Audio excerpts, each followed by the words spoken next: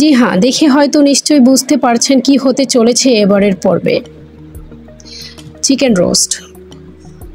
জি নিশ্চয়ই। আমার এবারের পর্বে নিয়ে এসেছি আমি চিকেন রোস্ট রেসিপি। তো চলুন মূল পর্বে যাওয়া যাক।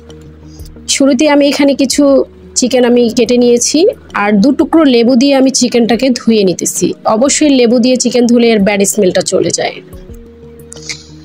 তো ধুয়ে নেওয়া হয়ে গেছে। এখন আমি এখানে সামান্য পরিমাণে লবণ আর একটু হলুদ আমি দিয়ে এটাকে মেখে নেব, কারণ এটাকে আমার ভেজে নিতে হবে।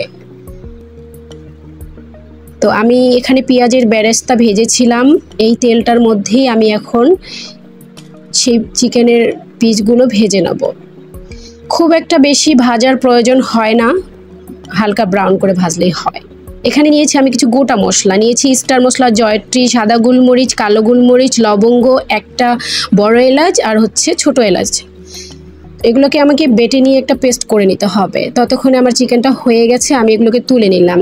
এদিকে আমি একটা প্যান বসিয়ে দিয়েছি, কিছু গোটা মশলা দিয়ে নিলাম, আর দিয়ে নিলাম হচ্ছে পেঁয়াজের পেস্ট। চাইলে পাটায় বেটে নিতে পারেন, ব্লেন্ডারও ব্লেন্ড করে নিতে পারেন। লাগছে আমার আদা রসুন বাটা 1 চামচ পরিমাণে আমি দিতেছি সবগুলোই।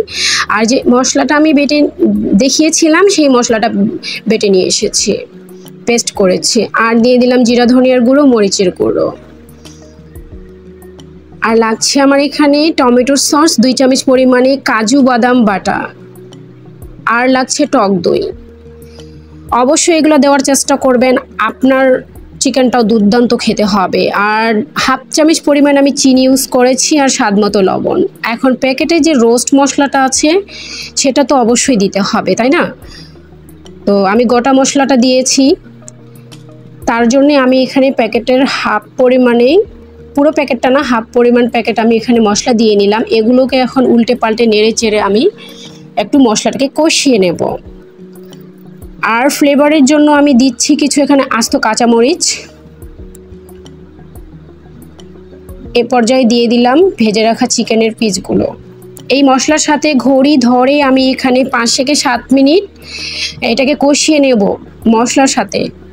তারপরে আমি এখানে পর্যায়ে সিদ্ধের জন্য যে পানিটা দেওয়া দরকার সেটাই দিতেছি। বেশি দেওয়ার প্রয়োজন নেই, ডুবু ডুবু হয়ে থাকবে চিকেনের পিসগুলো, এরকম পর্যায়ে দিলে হবে। এখন ঢাকনা দিয়ে বারবার নেড়ে চেড়ে দিতে হবে, একটু পরপর ঢাকনা তুলে বারবার নেড়ে চেড়ে দিতে হবে, মশলাগুলো যেন চিকেনের প্রতিটা পিসের ভিতরে সুপ করে।